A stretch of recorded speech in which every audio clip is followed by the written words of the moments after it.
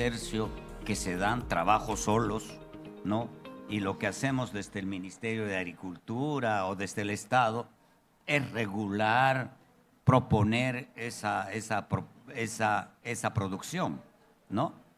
Entonces estamos hablando de términos económicos muy grandes, pero lo que más vamos a discutir ahora, aparte de los términos económicos, es la biodiversidad, ¿no? Y nuestro papel y nuestro desafío y nuestras oportunidades en eso.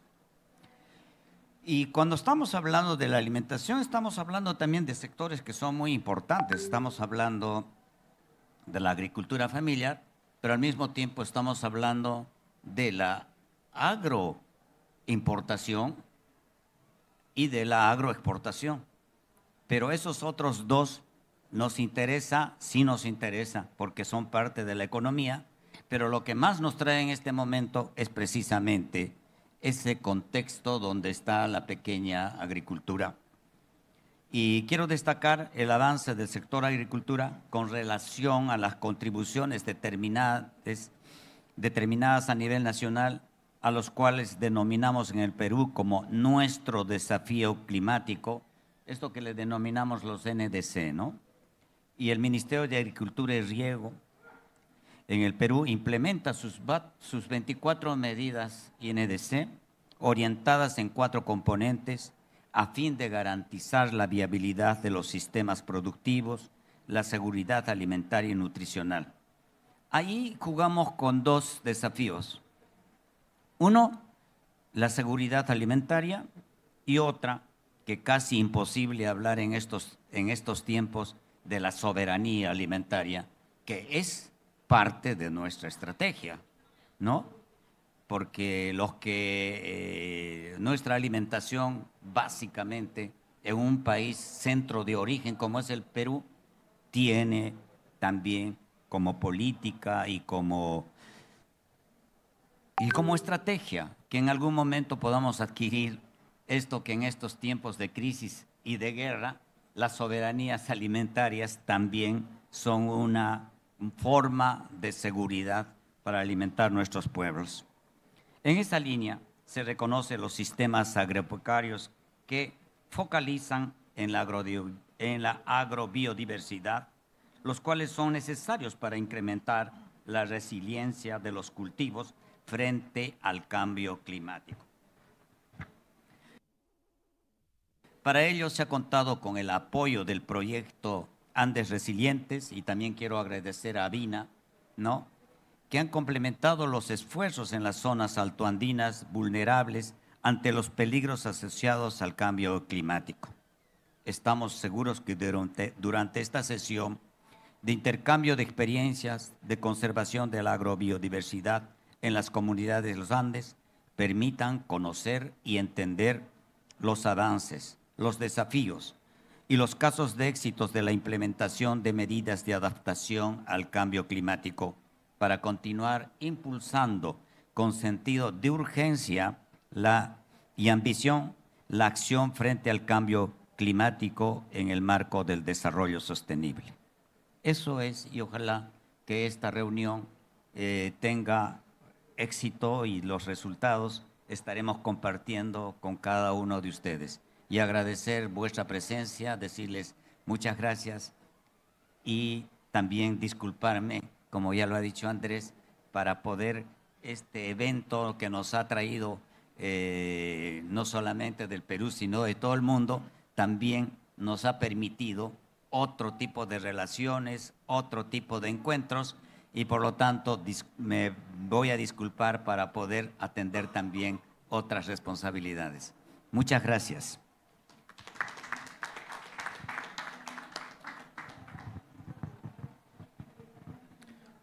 Muchas gracias, señor ministro. Les quiero presentar al resto del panel que nos va a acompañar el día de hoy, antes de arrancar con la agenda. Nos está acompañando del Centro Internacional de la Papa James Stapleton.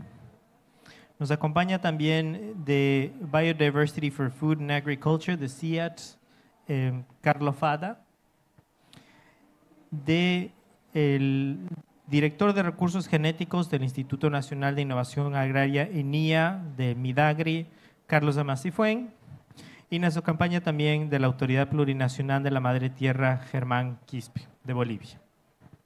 Entonces, para arrancar el panel de hoy día, le voy a dar la palabra a James, que nos va a hacer una presentación de scene setting, como decimos, sobre la importancia de la conservación de la agrobiodiversidad y su aporte a las NDCs en adaptación al cambio climático. Entonces, le doy la palabra a James. Muchas gracias. Buenos días. Antes de todo, pues, tienen que disculparme. ¿Eh? O sea, algunas expresiones y frases que no entienden es porque no me han llegado la palabra. Bueno, voy a hablar de la conservación de la agrobiodiversidad y su aporte a la mitigación y adaptación al cambio climático. Esta foto es muy emblemático. Lo que estamos viendo un poco lejos es una montaña que está desglaciando, cultivos que hace algunos años no existían a estas alturas, que está quitando espacio, mineralizando el suelo, el carbónico orgánico del suelo.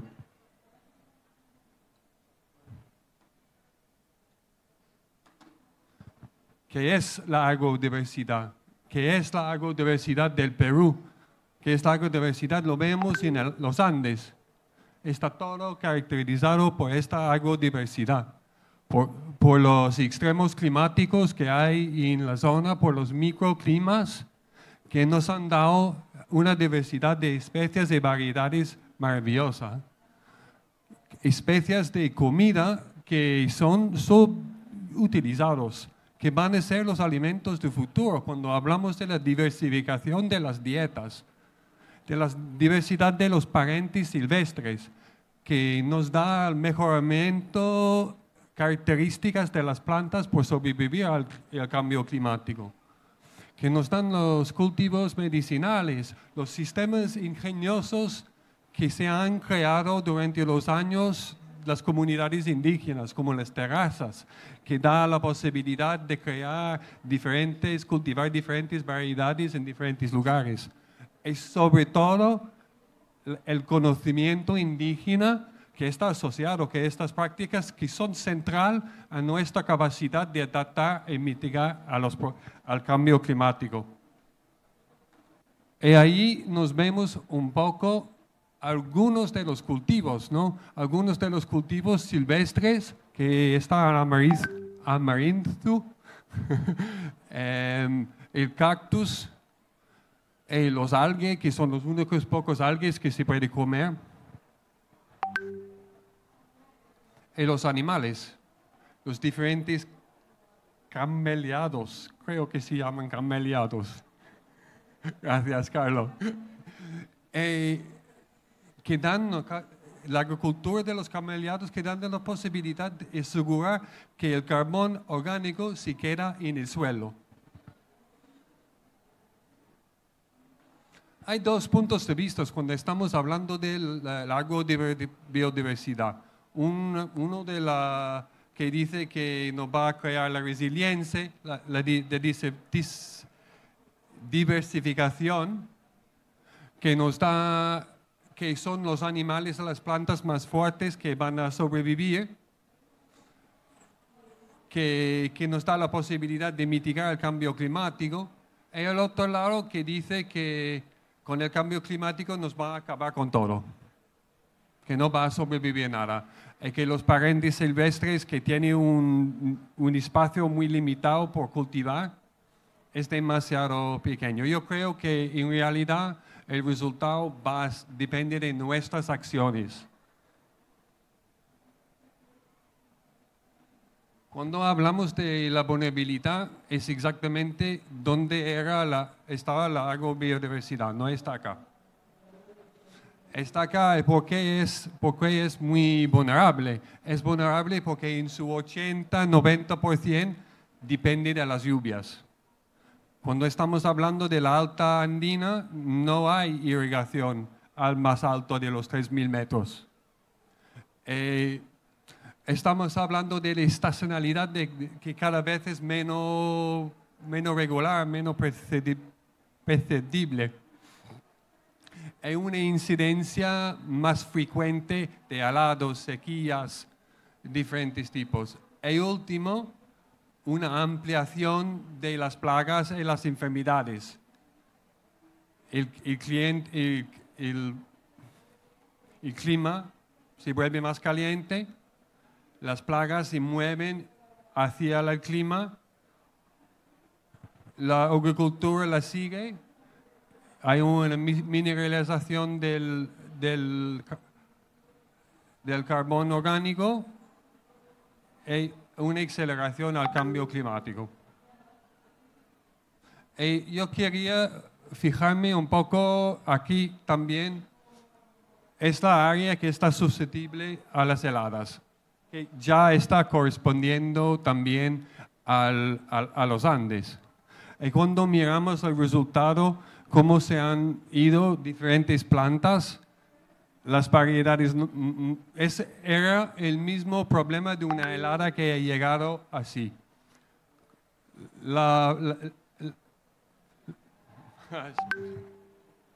Se cambia, no. La variedad moderna que se está totalmente eliminada. Pero las variedades indígenas que han sobrevivido, eso maravillosamente, y eso con los modernos alrededor. Eso nos está intentando explicarnos que a las heladas tenemos las soluciones ya. Y no es llegar con las variedades modernas que van muy bien en otros lugares.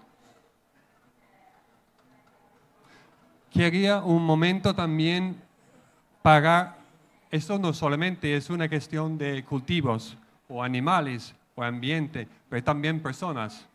Estas heladas ha pasado a esta comunidad, que se han perdido sus ingresos por una helada que ha llegado en marzo, que no tiene que estar así. ¿Y qué está pasando? ¿Por qué es así? Es una distribución de la agricultura en los Andes hace 50 años. Vamos un poquito adelante y ves que se ha ido hacia arriba.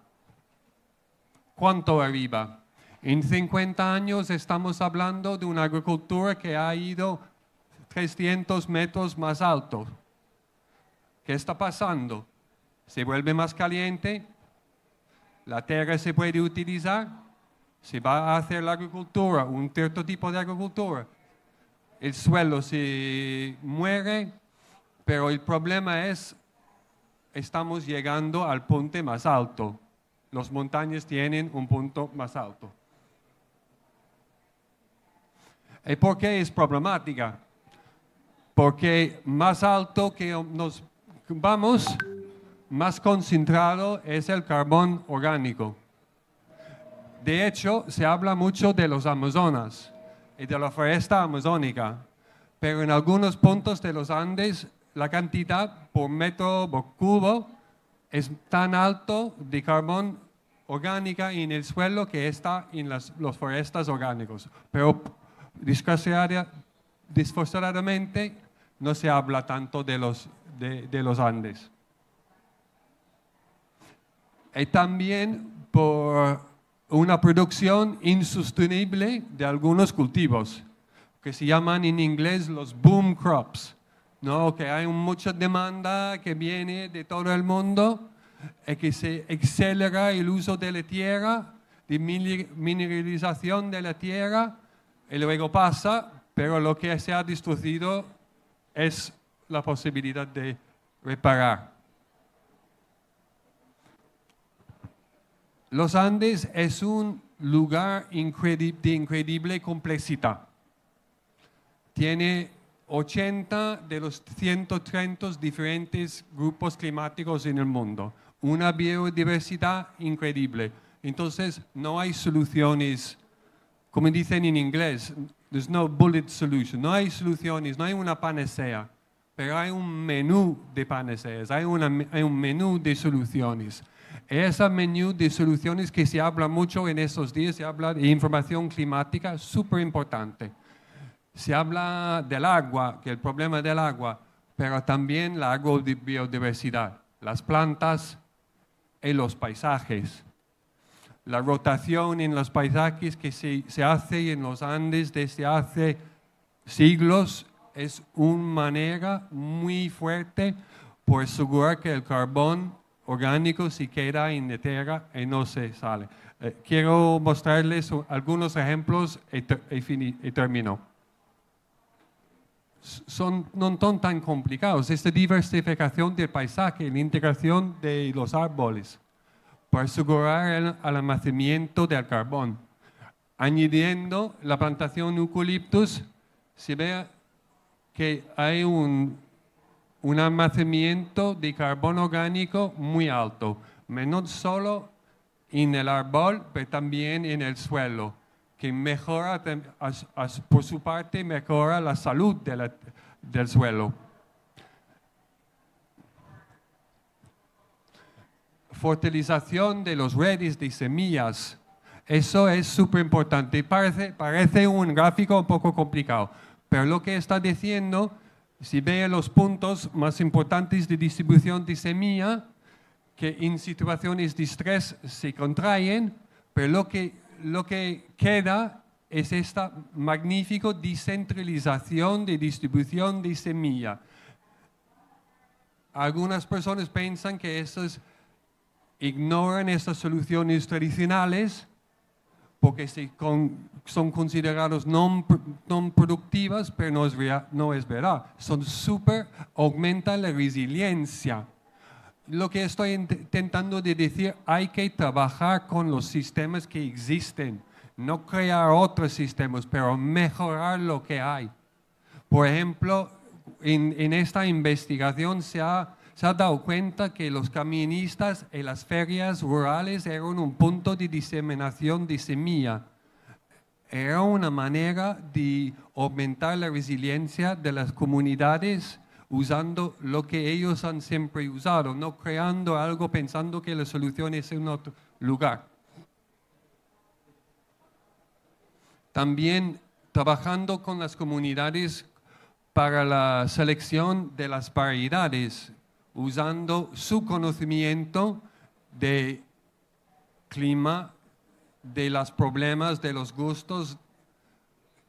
En esta comunidad que era en Cusco, que se ha perdido por una plaga todo su cultivo, trabajando con la comunidad, hemos elegido 2 papas que han pasado por diferentes maneras de selección según términos de agrobiodiversidad, de resiliencia, de gusto, de tiempo de cocinar.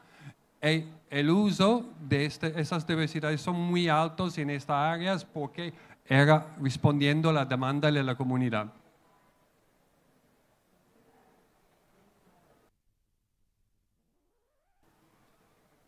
El último ejemplo que quiero darles es, tenemos que invertir en las organizaciones existentes, organizaciones de guardianos, pastores, para asegurar una transferencia de conocimiento, pero sobre todo para asegurar un esquema de pago por servicios ambientales.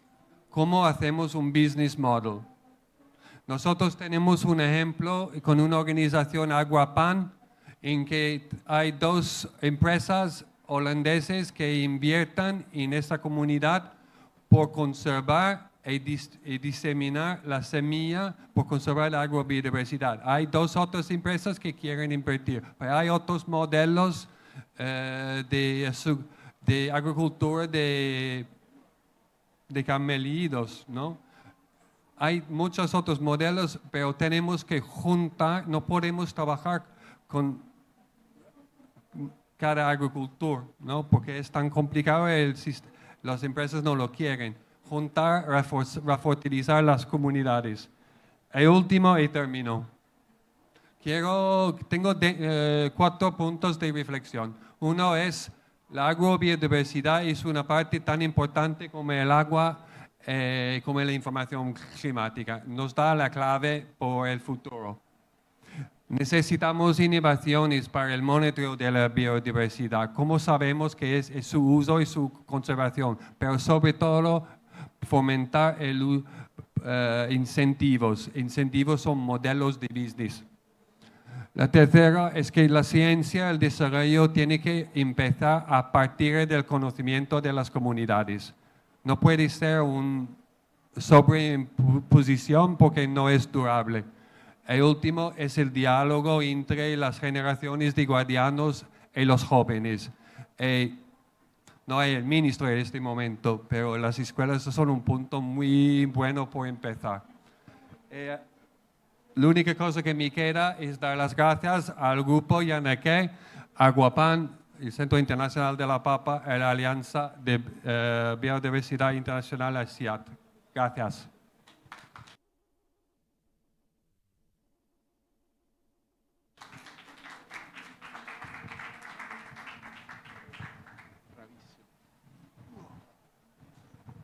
Muchas gracias, James, por esa presentación.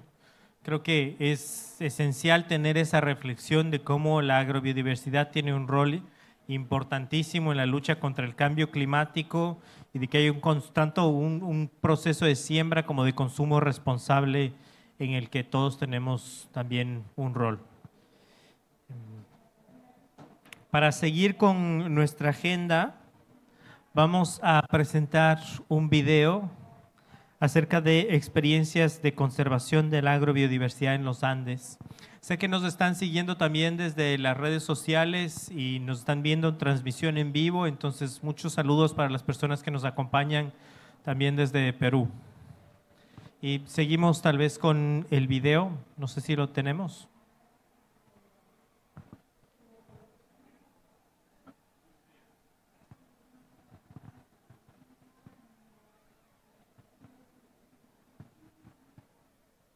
Andes son uno de los centros de origen de especies que constituyen la base alimentaria de la humanidad, con variedades de cultivo tan importantes como la papa y el maíz. La rica agrodiversidad andina es posible gracias a las variadas condiciones del clima, los diferentes relieves, pisos ecológicos, ecosistemas y una fuerte influencia humana ancestral en los procesos de domesticación de las especies y en el manejo de los paisajes naturales. Sin embargo, los eventos climáticos externos y el cambio climático que azotan los territorios andinos ponen en riesgo y en mayor vulnerabilidad a las familias agricultoras que usan y conservan estos cultivos y crianzas ancestrales. En Bolivia, en la zona andina del Cochabamba, a 3.500 metros sobre el nivel del mar, organizaciones de la agricultura familiar trabajan con múltiples actores públicos y privados. Implementan innovaciones que les permiten adaptarse a los cambios del clima y asegurar que sus cultivos no se pierdan. Innovaciones como el uso de riego por aspersión que asegura 2 cosechas al año, el uso de bioinsumos que son preparados por las propias comunidades y cuidan del agua y el suelo, y mujeres capacitadas para propagar semillas certificadas que aseguren buenos rendimientos. Los vínculos entre la naturaleza y los pueblos andinos son un eje básico para la conservación in situ de esta agrodiversidad. En el Perú, son 6 zonas de agrodiversidad reconocidas oficialmente por el Estado peruano. Son importantes porque son espacios donde los pueblos indígenas usan y conservan los recursos genéticos de la agrodiversidad para su seguridad alimentaria, la del país y la del mundo. Esta conservación in situ es una estrategia de adaptación al cambio climático que promueve el vínculo y reconocimiento de los pueblos indígenas, de sus prácticas y saberes ancestrales. Los Andes son la cuna de hombres y mujeres de la agricultura familiar y de pueblos indígenas que conservan la agrodiversidad para su seguridad alimentaria, la de sus propios países y para el mundo. Reconozcamos estos esfuerzos de conservación de la agrodiversidad, respetando la ética y cultura de conservación de pueblos indígenas de la región andina.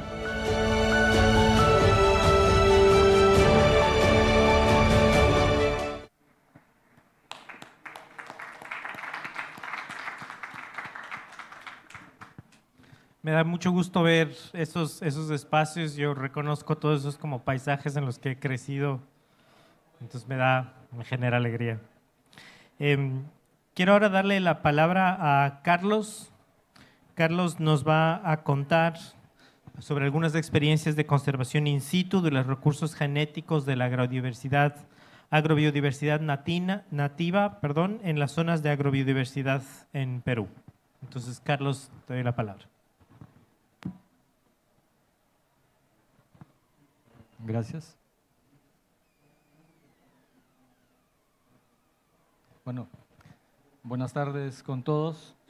Primero, agradecer la invitación, agradecer mucho al Ministerio del Ambiente, al Proyecto Andes Resilientes, al Betas, a la Fundación Avina, que nos apoyaron para estar presentes ahora aquí.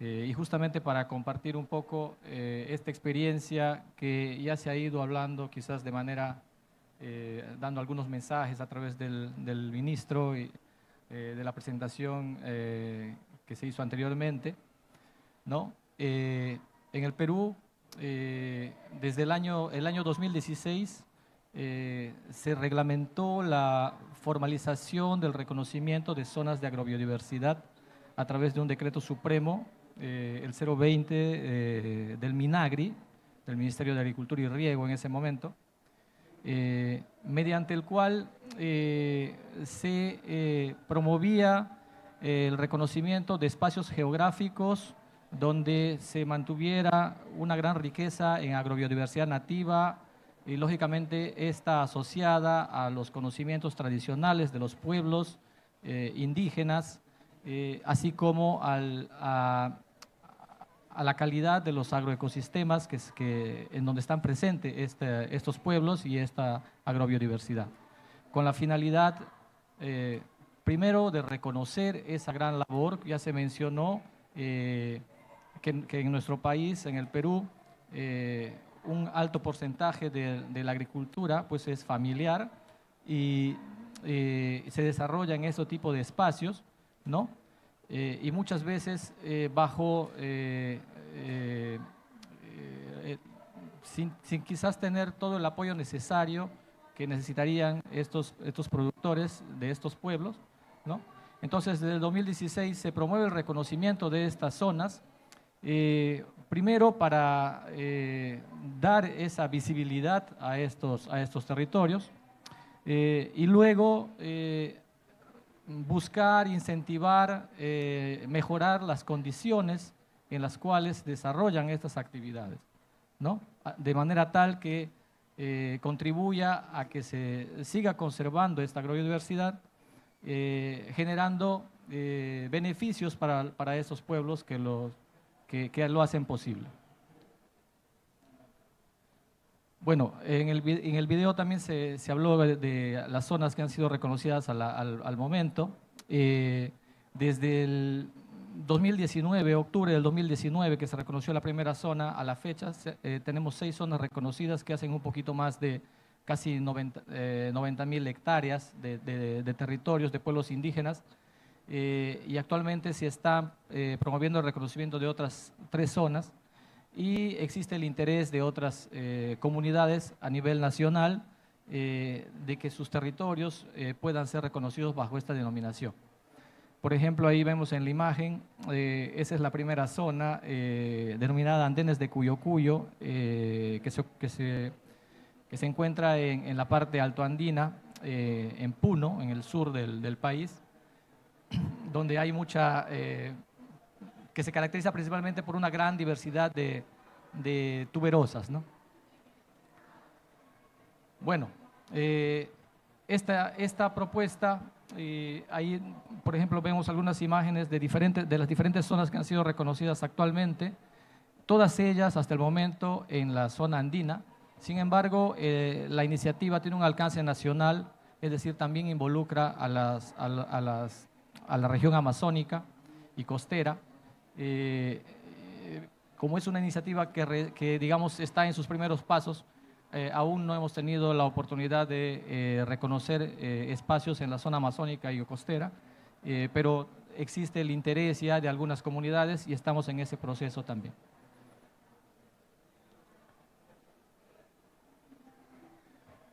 Bueno, ¿qué cosa es lo que trata de valorar al reconocer estas zonas, pues lo que se mencionó quizás un poquito también en el video, no solamente la agrobiodiversidad como tal, la riqueza de agrobiodiversidad o la riqueza de agroecosistemas, sino también la diversidad cultural, valorar los conocimientos tradicionales. Se habló mucho que ya existe conocimientos, prácticas que quizás deberían ser apoyadas, fortalecidas, de manera tal que sean herramientas también que nos ayuden a la adaptación al cambio climático, ¿no? Bueno, ahí podemos ver algunas imágenes, por ejemplo, variedades de maíz y tuberosas que hemos podido encontrar en estos territorios, en los Andes, en los valles interandinos también. De igual manera, la diversidad de animales, ¿no? Existe la crianza de cuyes, bueno, de alpacas, de camélidos en general, ¿no? Que también se encuentran en estos territorios. Y quizás muy importante considerar ese lazo, ese vínculo que existe justamente entre las comunidades, entre la cosmovisión de estos pueblos, justamente para hacer posible esta gran riqueza de cultivos y de crianzas, ¿no? Bueno, también se suma a eso la importancia que existe en cuanto a los conocimientos tradicionales para hacer uso de esa agrobiodiversidad, no solamente quizás como cultivos mismos para consumo directo, sino también a través de la generación de otros bienes que pueden ser y que pueden constituirse en bienes que pueden ser vendidos en un potencial mercado, ¿no? Entonces, las zonas de agrobiodiversidad, más allá de solamente el reconocimiento, quizás como una formalización y visibilización, busca de manera concreta generar condiciones para estos pueblos, incentivar mucho más la conservación, garantizando quizás o promoviendo, por ejemplo, la incorporación de los productos a mercados, implementando tal vez también los mecanismos de retribución por los servicios, en este caso podrían ser servicios de la agrobiodiversidad, ¿no? Quizás también eso es lo que venimos trabajando en este momento justamente con el proyecto Andes Resilientes al Cambio Climático. Planificar un poco en el corto, mediano y largo plazo la gestión misma de estos territorios, puesto que de acuerdo al decreto supremo que lo reglamenta, se basa mucho en la autogestión, es decir, de las comunidades mismas.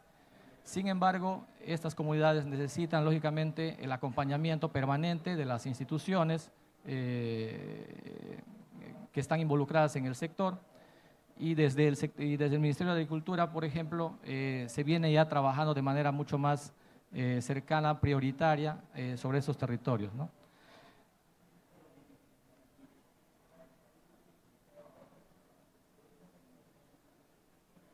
Bueno, hay algunas otras imágenes justamente de los pobladores de estas comunidades y actualmente, bueno, quizás el reto inmediato es justamente definir un poco el acompañamiento en la gestión de estos territorios y desde el Instituto Nacional de Innovación Agraria estamos ya planificando diferentes actividades en cuanto a la investigación, en lo que nos compete como institución. Sin embargo, también a través del Ministerio de Desarrollo Agrario y Riego se estaría implementando lo que sería una gestión con un enfoque territorial integral. Bueno, es un poco el contacto en nuestro caso y nuevamente reforzar el agradecimiento al Ministerio del Ambiente, al Proyecto Andes Resilientes, por hacer posible este evento. Muchas gracias. Gracias, muchas gracias Carlos por esa presentación. Qué bueno ver muchas imágenes para ilustrar todos los puntos que Carlos nos compartió. Vamos a seguir con nuestro panel y quiero invitar a Germán Quispe de la Autoridad Plurinacional de la Madre Tierra. Él nos va a comentar sobre el escalamiento horizontal de tecnologías y buenas prácticas resilientes al cambio climático para la producción de papa nativa en la zona andina del departamento de Cochabamba. Entonces le doy la palabra a Germán. Bueno.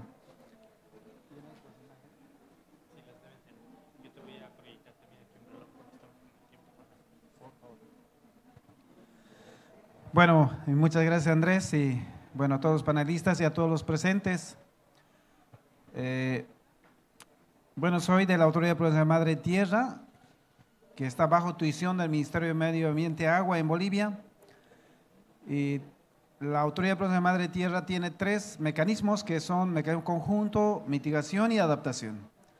Y por lo tanto, el proyecto Andes Resilientes trabaja con la dirección del mecanismo de adaptación en lo que es la zona andina en Bolivia. Agradecer lo que es la Fundación Avina, ¿no? Y por contribuir todo lo que se está haciendo de trabajo. Bueno, en esta oportunidad voy a presentar lo que es escalamiento horizontal de tecnologías, buenas prácticas, resiliencia al cambio climático para la producción de papa nativa en las zonas andinas.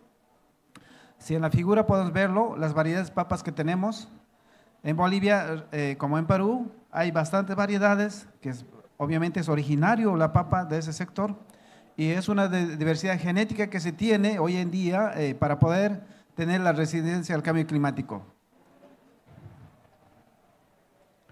Acá tenemos la imagen. Obviamente son en las áreas donde hay una producción agropecuaria familiar y esta producción de papa se ha implementado bastante en estas áreas y este proyecto Andes Resilientes ha influido para que estas familias puedan tener una sostenibilidad para una seguridad alimentaria y esto es en el sector de Cochabamba. Son áreas que son bastante empinadas, pero se tiene prácticas agrícolas en forma de terrazas andenes en la cual se va produciendo año tras año. Y el proyecto Andes Resilientes en esa parte ha intervenido y para poder ir dándolo a partir del Ministerio de Desarrollo Rural de Tierras, que es uno de los ministerios encargados en cuanto a la producción. En Bolivia se tiene la ley 144, donde hay un mandato para poder tener esta de seguridad alimentaria con la revolución agropecuaria y productiva. Acá tenemos lo que es conservación de papas nativas en la zona andina de Bolivia. Se trata sobre lo que es adopción de innovaciones tecnológicas. Para esto, ¿qué se ha hecho? Uso de semillas certificadas, ¿no? Uso de bioinsumos, recuperación de canales para riego tecnificado. Por lo tanto, estas innovaciones es de suma importancia para que podamos garantizar la producción de la papa, es uno de los insumos para lo que es cuestión de seguridad alimentaria. Bolivia, realmente estamos dando bastante importancia a lo que es la producción agropecuaria familiar.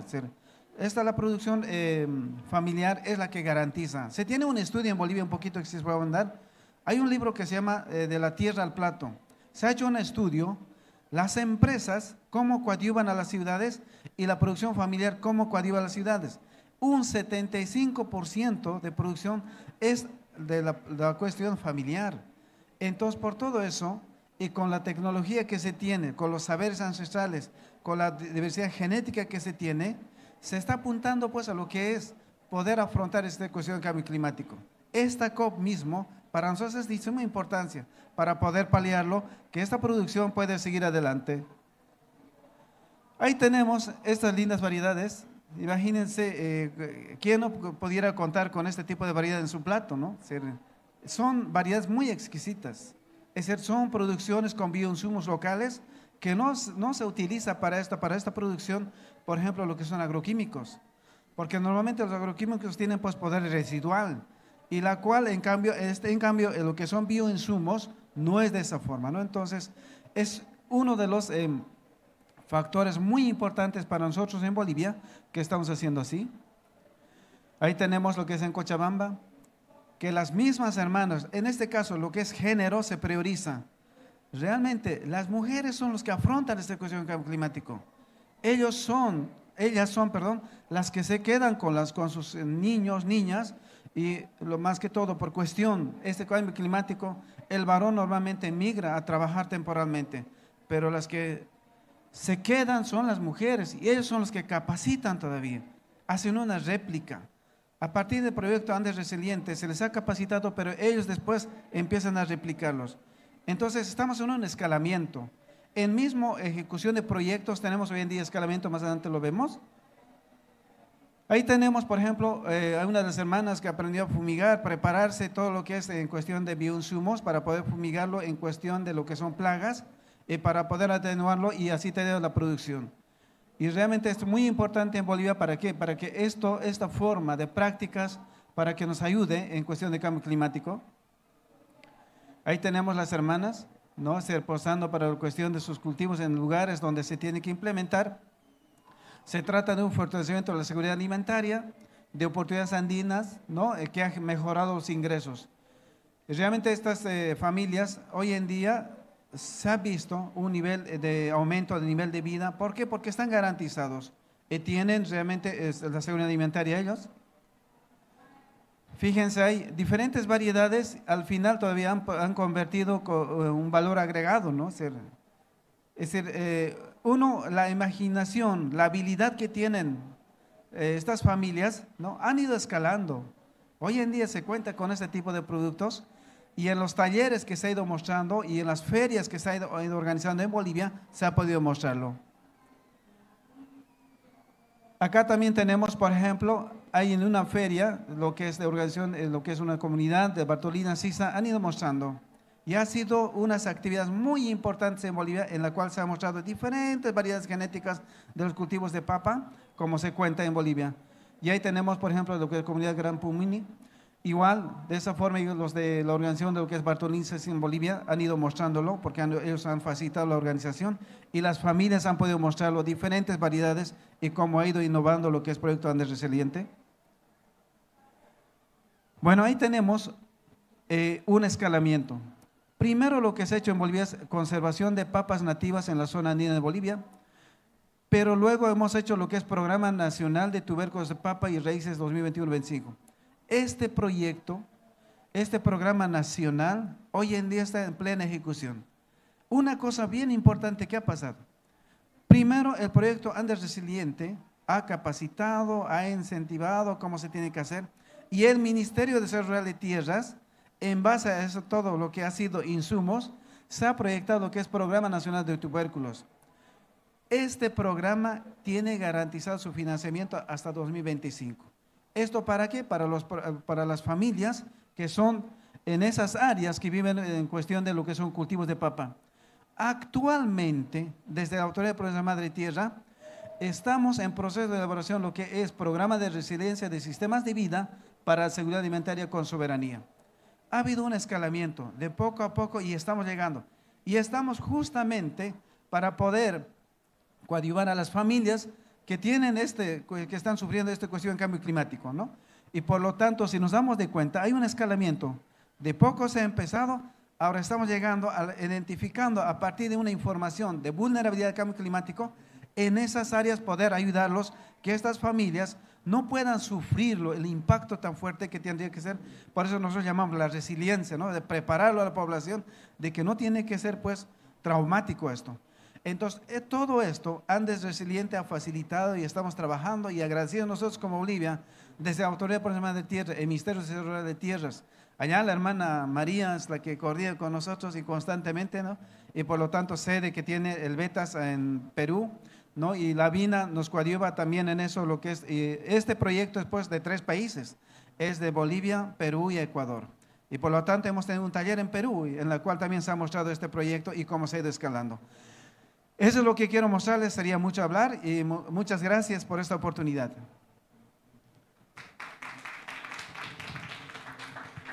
Gracias, muchas gracias por eso, Germán. Qué bueno que es ver ejemplos así concretos de cosas que están sucediendo con agricultoras directamente. Ahora le quiero dar la palabra a Carlo. Él nos va a contar experiencias sobre pagos de servicios ecosistémicos de conservación y calidad de semilla. Entonces, Carlos, te doy la palabra. Sí, muchas gracias. ¿Por qué es importante el pago por servicios ecosistémicos de conservación y seguridad de semilla? Tengo un minuto para explicar por qué es importante la agrobiodiversidad, ¿no? Tenemos cuatro crisis, una de nutrición, una de cambio climático, una de degradación de los suelos y la pérdida de biodiversidad. Y en el contexto de la agricultura, la agrobiodiversidad puede ser una componente muy importante para todas las cuatro crisis. Pero también los agricultores necesitan de incentivos, necesitan de opciones. ¿Por qué un pequeño agricultor que tiene pocos recursos tiene que conservar esta agrobiodiversidad, ¿no? Entonces, el modelo de pago para la agrobiodiversidad es un modelo importante para incentivar a los agricultores a continuar la cultivación de estos cultivos y de las variedades tradicionales. Y hay dos modelos principalmente que están en Perú. Uno es el modelo RESCA. En el modelo RESCA es un pago por servicio de conservación de la agrobiodiversidad y es un mecanismo de incentivo para la conservación in situ en fincas. El modelo RESCA es un modelo que habla que es como una competición de los agricultores y las comunidades, que es que hacen mejor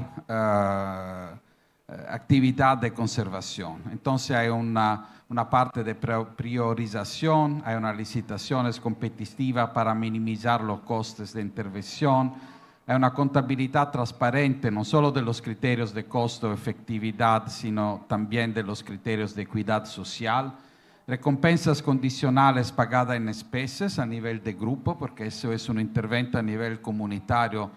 El colega de la Bolivia habló de una agricultura, ¿no?, que ha una componente comunitaria muy fuerte. Y hay una implementación de los derechos del agricultor en la distribución justa y equitativa de beneficios, como el Tratado Internacional de los Recursos Fitogenéticos. Y también es importante porque la diversificación de los medios de vida de los agricultores con la provisión de servicios de conservación de bienes públicos. El pago es para la conservación porque la conservación es un bien público. Y también es importante en relación de la legislación nacional. Gli Aichi Target de la Convención de la Agrobiodiversidad, los incentivos a la conservación y también el objetivo del desarrollo sostenible 2 sobre la seguridad alimentaria, la nutrición y la agricultura sostenible. Y finalmente los derechos de los agricultores del Tratado Internacional de los Recursos Fitogenéticos. Este mecanismo de RESCA está implementado en América Latina y ahora 12 años, en 4 países, el Perú, Guatemala, Ecuador, Bolivia. Hablamos de 235 comunidades, 400 variedades amenazadas en 10 cultivos claves que están conservados con este mecanismo de incentivos para la conservación, y hay 2.700 familias campesinas que benefician de ese mecanismo. Entonces, es un proyecto bastante grande y que beneficia familias andinas en el sistema de la agricultura familiar. Y después el modelo Aguapan. El modelo RESCA es un modelo de financiamiento público, de incentivo público. El modelo Aguapan es un modelo de financiamiento para el privado. El modelo Aguapan es un esquema voluntario de distribución de beneficios vinculado a la responsabilidad social de la industria, de las empresas de mejoramiento y semillas de papa, Entonces también las empresas reconocen la importancia de la conservación de la agrobiodiversidad y pagan a los agricultores para que la conservan. Promueve la autodeterminación y las opciones tangibles para implementar los derechos de los agricultores. No hay overhead, 100% de los fondos administrados para los propios custodios van en insumos, salud, educación, pero no hay otro costo. Desde el 2019, un fondo de salud y pilotos de e-comercio está involucrado en este mecanismo de Aguapan. El grupo de soporte que brinda asesoramiento, supervisión y tutoría. Hay asambleas anuales que generan intercambio entre pares e incidencias políticas, porque también es importante que las comunidades se hablan, ¿no?, sobre los beneficios que conocen, que está cuando están haciendo. Y también es un modelo reconocido para el Tratado Internacional de los Recursos Fitogenéticos, el WIPO, el IP-Watch y World Food Prize. Entonces es un modelo que hay también mucho resultado implementado en Perú, está creado en el 2014, hay 100 familias de 100 comunidades en 8 regiones del Ande que están asociadas a este mecanismo de Aguapan y hay entre 50 y 300 variedades de papa que son conservadas para cada familia. Entonces, cada familia que hace este mecanismo de conservación de semilla con estos incentivos conserva una muchísima cantidad de biodiversidad. ¿Qué hace Aguapan para sus miembros? ¿Por qué es importante ser miembro de esta comunidad? Porque un bono en efectivo cada año por guardián es un pago, ¿no?, para la conservación. Hay también un fondo salud para emergencias médicas que siempre puede arribar. Dar voz a los intereses y las necesidades de estos agricultores guardianes de la agrobiodiversidad. Entonces, un impacto político sobre el debate sobre la ley de agrobiodiversidad. Buscar innovaciones para lograr el bienestar de los miembros, entonces siempre a mejorar la técnica de cultivación. Representar a los guardianes en eventos y consultas internacionales. Aquí estamos a la COP, ¿no? Estoy hablando de eso. Buscar opciones de fortalecimiento de capacidades de su miembro, entonces capacitación de los agricultores. Seguridad de semilla en la Resca y Aguapan es una componente muy importante. El ministro habló de soberanía alimentaria, ¿no? Entonces, tener semilla sostenible es una parte importante de la soberanía alimentaria. Hay repatriación ex situ a in situ, como usted sabe, el Centro Internacional de la Papa tiene un banco de germoplasma muy grande con mucha diversidad de papa y esta papa pasa a los agricultores que la experimenta en su propia finca. Hay incorporación in situ a ex situ, entonces también hay intercambio de las fincas al banco de germoplasma. Hay un intercambio de agricultor a agricultor, como las ferias de semillas, donde los agricultores pueden ver, confrontar, buscar diferentes variedades con ferias de semillas. Muchas gracias.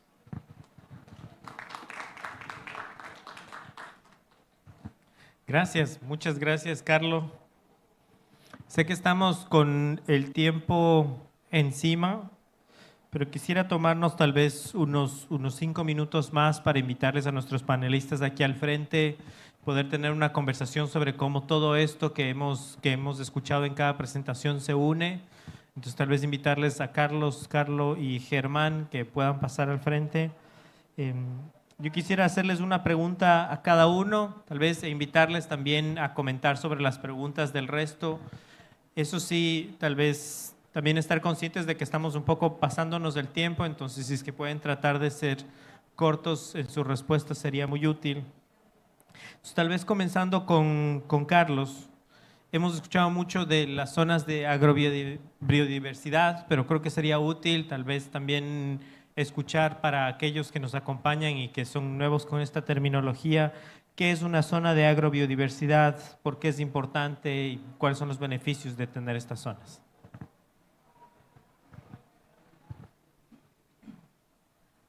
Sí, bueno, gracias por la pregunta. Las zonas de agrobiodiversidad, digamos, la definición de acuerdo al reglamento mediante el cual se formaliza el reconocimiento de estas zonas considera espacios de territorio geográficos delimitados donde existe una confluencia entre el conocimiento tradicional, ancestral, que ha hecho posible la diversidad de cultivos que pueden existir, cultivos nativos principalmente, que pueden existir en esos territorios, y diversidad de agroecosistemas, ¿no? ¿Por qué se delimitan esos territorios? Justamente para reconocer, en primer lugar, ese gran esfuerzo que tienen estas comunidades, que realizan estas comunidades, para garantizar esa gran agrobiodiversidad que existe, ¿no? Y no solamente reconocer, sino empezar a generar estrategias que permitan apoyar y generar condiciones para que esta conservación se mantenga o se garantice en el tiempo, ¿no? Entonces, por ejemplo, los casos que se mencionaba de manera concreta, resca, inclusión en un potencial mercado, los productos de esos territorios, son algunas de las opciones que se pueden ir trabajando en estas comunidades y que, como lo mencioné también en la presentación, lo venimos ya desarrollando a través de herramientas de gestión, a través de documentos de gestión para esos territorios, mediante los cuales de manera concreta se pueda quizás trabajar estrategias específicas con estos pueblos, ¿no? Bueno, hay que considerar que esto es una iniciativa nueva, ¿no? El 2019 recién se reconoció la primera zona y digamos que se ha venido aprendiendo bastante en esta experiencia. Se están definiendo documentos o herramientas que permitan apoyar justamente la gestión de esos territorios, apoyar también el reconocimiento mismo, porque el reconocimiento ha sido un proceso bastante dificultoso. Entonces, ya se han desarrollado documentos que ayudan o que facilitan a estas comunidades seguir estos procedimientos, ¿no? Juntos con Andes Resiliente lo hemos venido trabajando. Igual lo venimos haciendo para el tema de la gestión misma. Entonces, eso quizás es lo que venimos trabajando en este momento, pero esto, por el hecho mismo de que es una herramienta bastante potente para la adaptación al cambio climático, lo vamos a ir trabajando mucho más, potencializando mucho más o escalando mucho más, justamente con el apoyo de instituciones y de los proyectos que vienen participando actualmente con nosotros, ¿no? Gracias, muchas gracias, Carlos. Creo que justo lo que tú nos comentas de las zonas de agrobiodiversidad se conecta al ejemplo súper específico que nos daba Germán, ¿no? Germán hablaba de la producción de papa nativa en Cochabamba y ese es un ejemplo claro del uso de la agrobiodiversidad.